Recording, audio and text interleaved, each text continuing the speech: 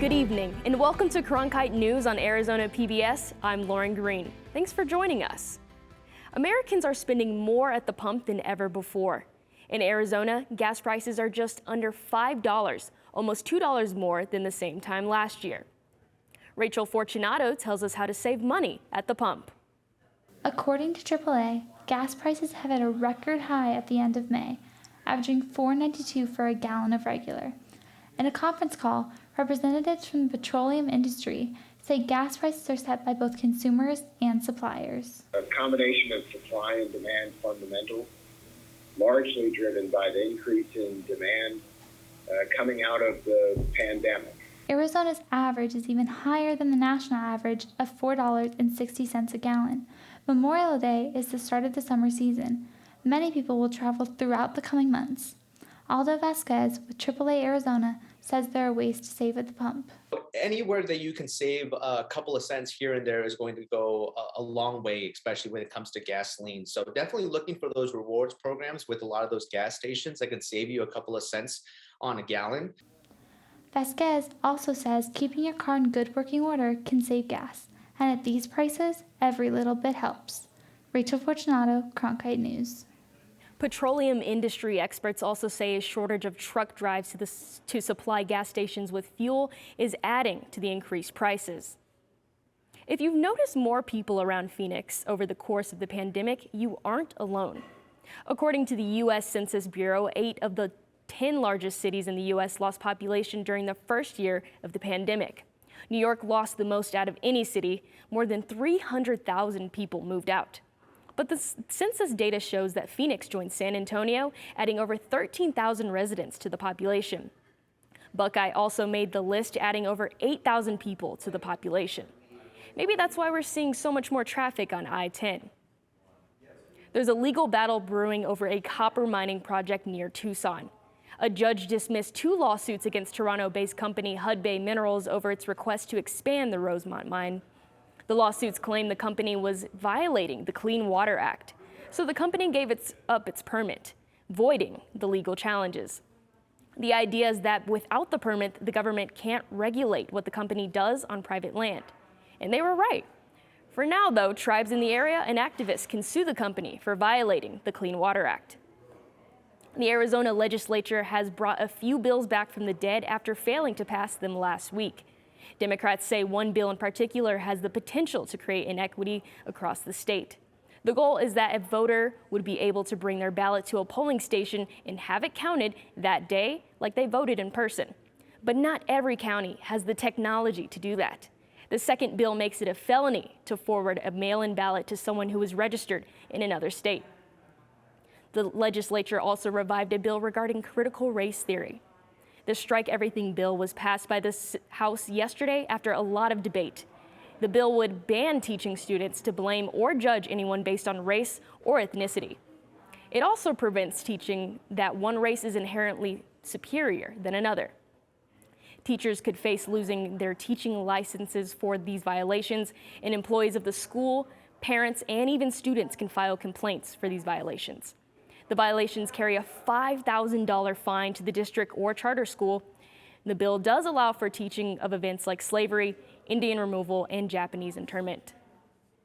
An ethics investigation of Arizona State Senator Wendy Rogers is underway. Not long after the Buffalo shooting, Rogers tweeted, quote, "Fed Boy Summer has started in Buffalo." She made the same post to her Twitter and Telegram accounts, and it immediately drew backlash. Several people online accused the Republican of suggesting the shooting was orchestrated by federal agents. 2 motions passed yesterday, one to start the investigation and the other to give Rogers 7 days to respond after it's done. This isn't the first time Rogers has been in trouble with the Senate. She was previously censored in March for encouraging violence against American citizens and making threatening statements against those who disagree with her views. The Phoenix Mercury dropped their 4th straight loss in Los Angeles last night. But the loss to the Sparks wasn't what the players wanted to talk about after the game. Cronkite News reporter Ian Sachs has more on one Mercury player's impassioned plea. Following the Mercury's 99-94 loss to the Los Angeles Sparks on the road, Texas native Brianna Turner had strong words, speaking to the media for just 1 minute and solely about the Uvalde school shooting. We have a serious issue. There's 535 people in Congress. This shouldn't be normalized. I've been witnessing school shooting for the past 10 years. Sandy Hook was my first memory 10 years ago, and we're still here. So we have to do better. According to Education Week, there have been 27 school shootings with injuries or deaths this year alone. This week's shooting comes just 10 days after the supermarket shooting in Buffalo, New York, that left 10 dead. I know this is business as usual. This is normal in America. We experience mass shootings. We go to work. We go to school the next day. We don't process because it's so normalized.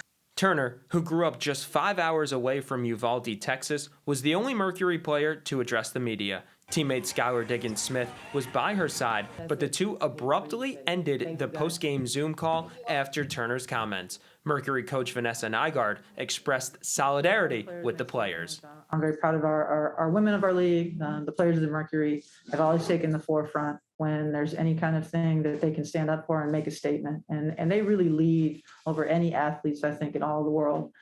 And I stand with them, especially speaking as a parent. The school shootings just absolutely ripped my heart out. The Mercury, who is still dealing with the absence of Brittany Griner, will travel to Atlanta and Chicago before returning home to host Connecticut next Friday. In Phoenix, Ian Sachs, Cronkite News.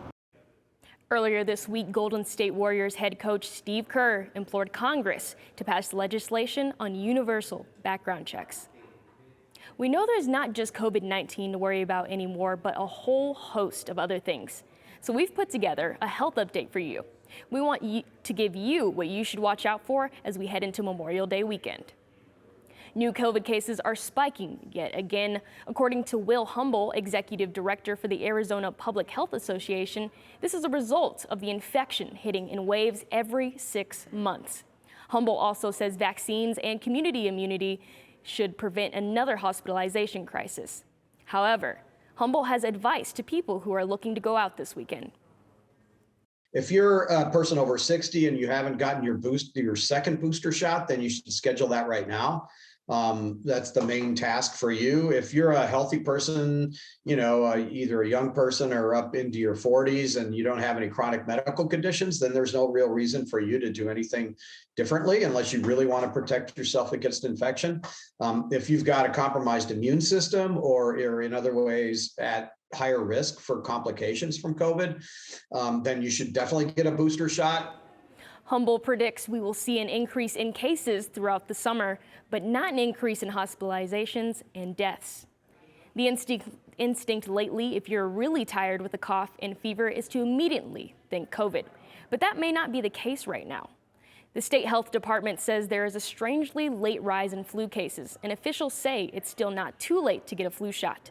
If you have the symptoms and are unsure if it is the flu or COVID-19, doctors recommend that you take an at-home COVID test. There is unfortunately no way to distinguish between flu and COVID on symptoms alone. Monkeypox definitely sounds scary if you've seen the pictures, and I understand if you're worried.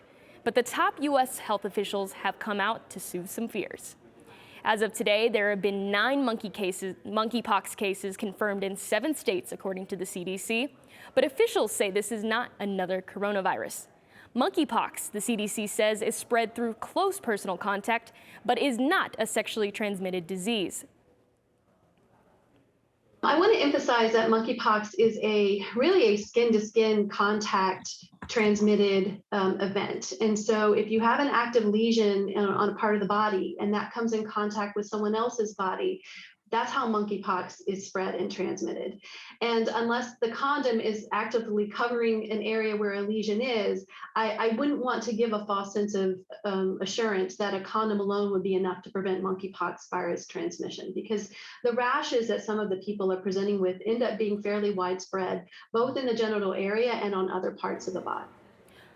While monkeypox is not in Arizona right now, it is in other states. So the CDC recommends exercising caution when interacting with people traveling from Massachusetts, Florida, Utah, Washington, California, Virginia, and New York. After the break, we'll take a look back at some of the stories from our money team, from how Tucson residents are dealing with the increased housing prices to one Valley Bakery getting a Super Bowl boost.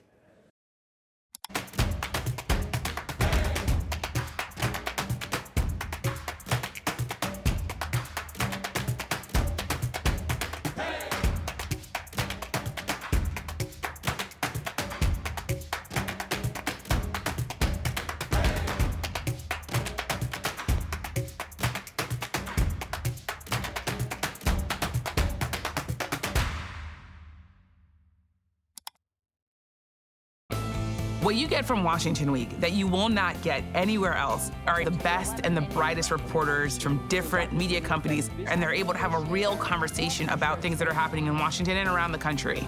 But it's also a show about issues that are relevant to different communities. How do you think that? As the moderator, I feel this deep responsibility to bring in those other perspectives so that people understand how power and politics impact their daily lives.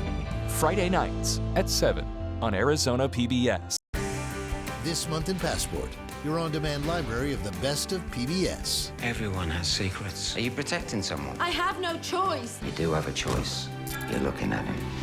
That's amazing. We could be standing on top of a T-Rex right now. Women demanded new space and pushed the boundaries of what being a lady means. These and other shows are available with Passport. Become a member of this PBS station. Sign in and start streaming today.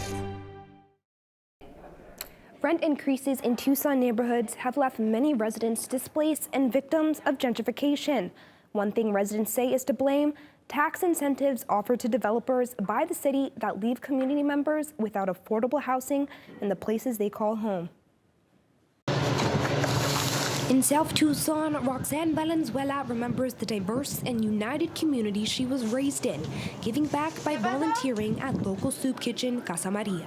We started noticing that the makeup of the neighborhood started changing, and it was becoming less affordable to find a house, rent a house, stay in the only community we knew to be our home.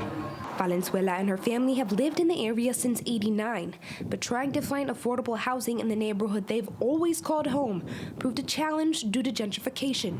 We also started noticing that the city was not investing in our community, in us, but instead giving developers incentives to build all these corporate businesses and ignoring us. Developers in Tucson who take advantage of the government property lease excise tax, or GPLET, are free from paying property sales taxes for up to 8 years in hopes of revitalizing the city.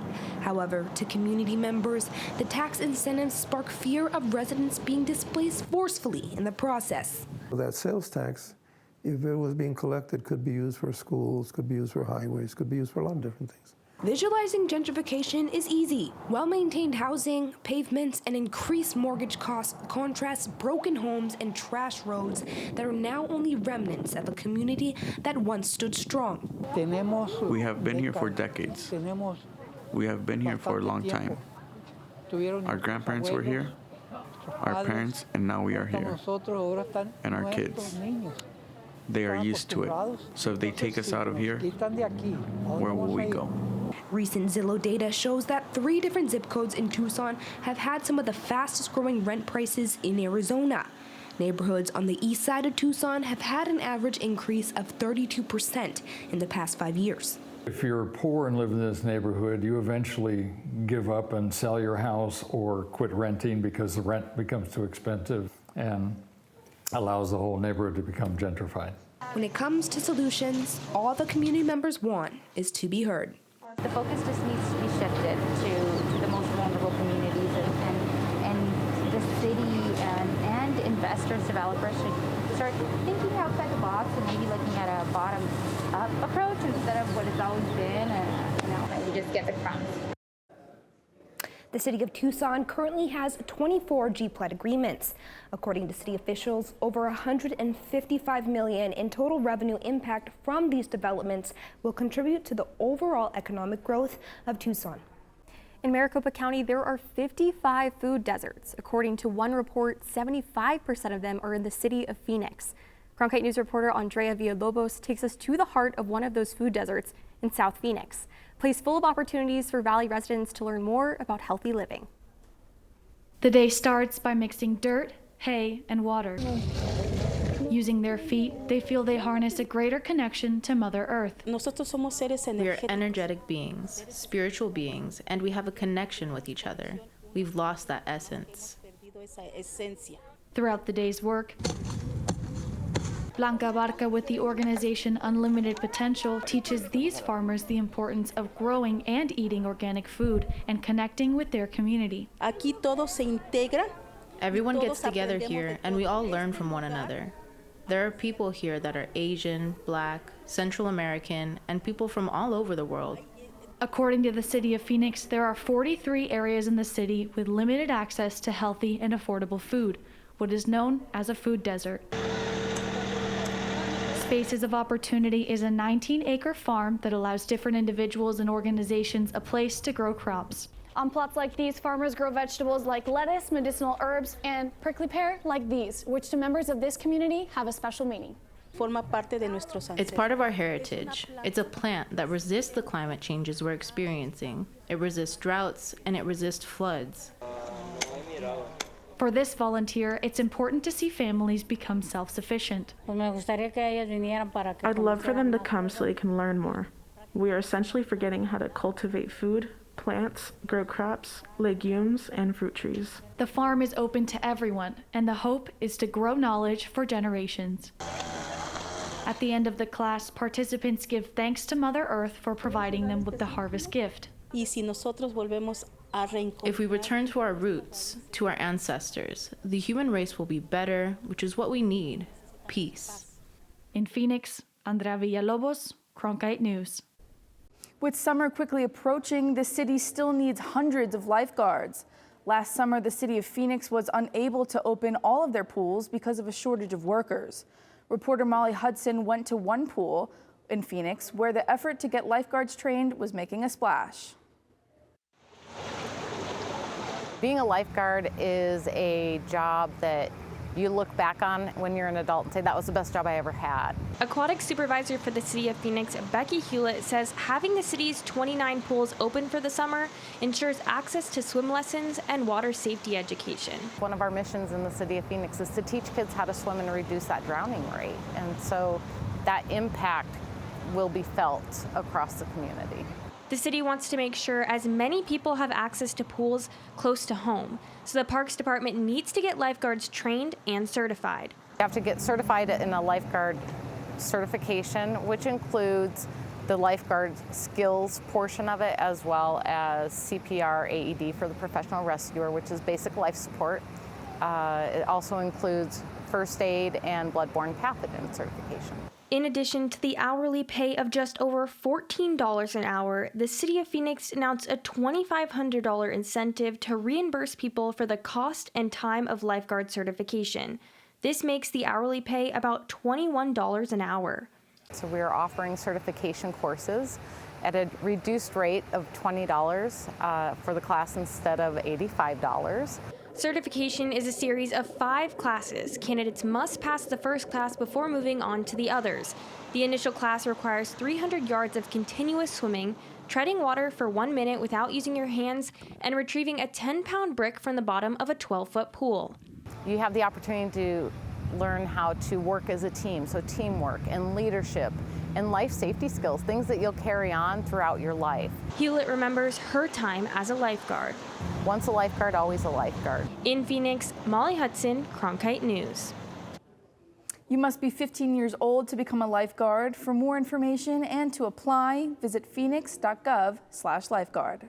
Arizona ranks high as a dangerous state for bicyclists, according to the National Highway Traffic Safety Administration. But a team of engineers and students at Northern Arizona University want to make cycling safer with a sensor that picks up on dangers, according to Cronkite News' Atria Maneshny. A sensor that is the brain of the whole system. To revolutionize biking safety. We're going to see a change right here. Is coming out of an engineering lab at NAU. A dedicated team of students have been working on these sensors since last year. Like on a weekly basis, we probably spend like 10 hours a week at least working on it. The idea started back in 2018 when vehicles with safety technology were becoming popular. The engineering team decided to try similar technology on a bicycle. So that's why we thought that would be a good opportunity for us to start a project that we study how do we connect those bicycles together to build a network for cyclists. The students did hands-on work to figure out how to develop efficient sensors. Also coming up with the layout for the system container was pretty fun because we had to figure out how to optimize it so it was space efficient and there's no like overheating with any of the components and stuff. So figuring all this out is meant to make cycling more enjoyable and safer. Cycling in the U.S. isn't a common way to commute, but here in Flagstaff, about 8% of people use bikes to get around.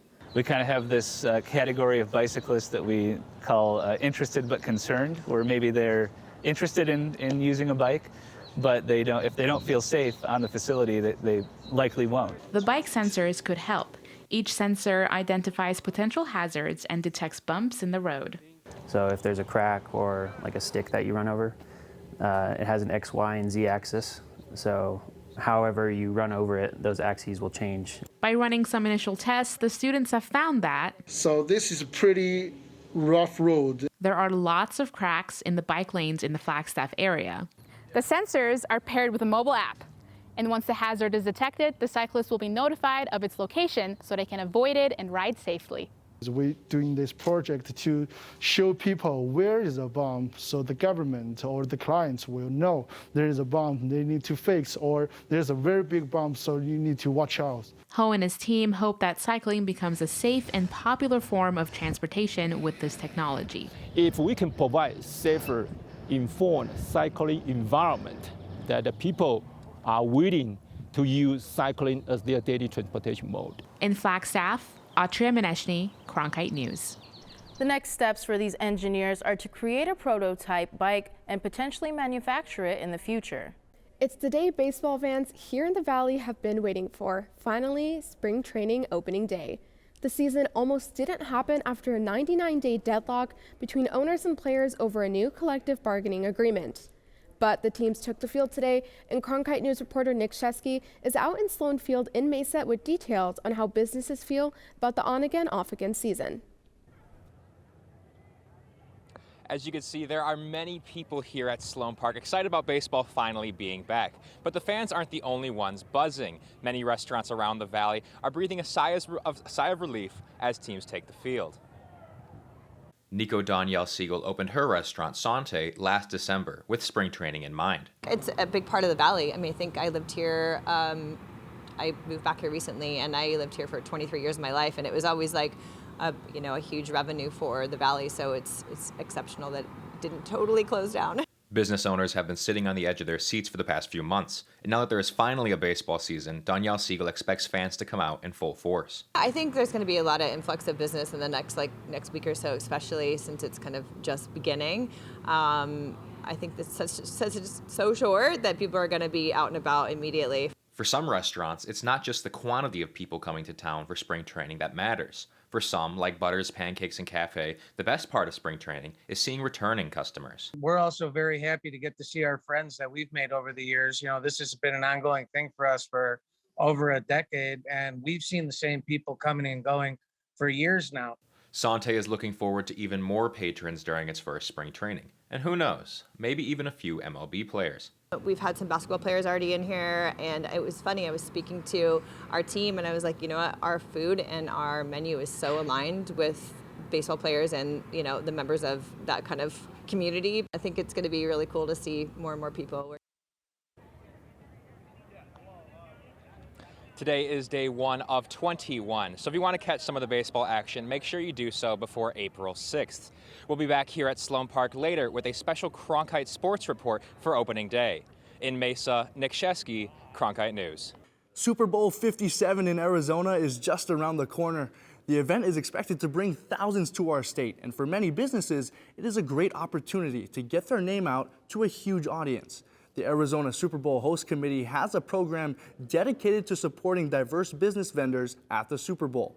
Cronkite News reporter Faith Abercrombie met with a local bakery owner who is making her game plan to provide sweets for thousands of football fans.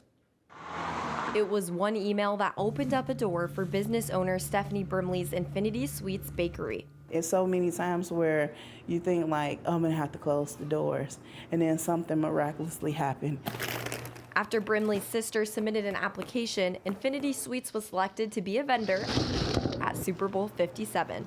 Panic attack, that's what came to mind. Like, I'm happy and like I'm overwhelmed, and I'm like, did a happy dance outside of Michael's, and I was like, okay, now that wore off, that's going to be a lot of work. The Business Connect program is a partnership between the NFL and the Arizona Super Bowl Host Committee. The goal is to promote diversity and inclusivity in businesses related to NFL events.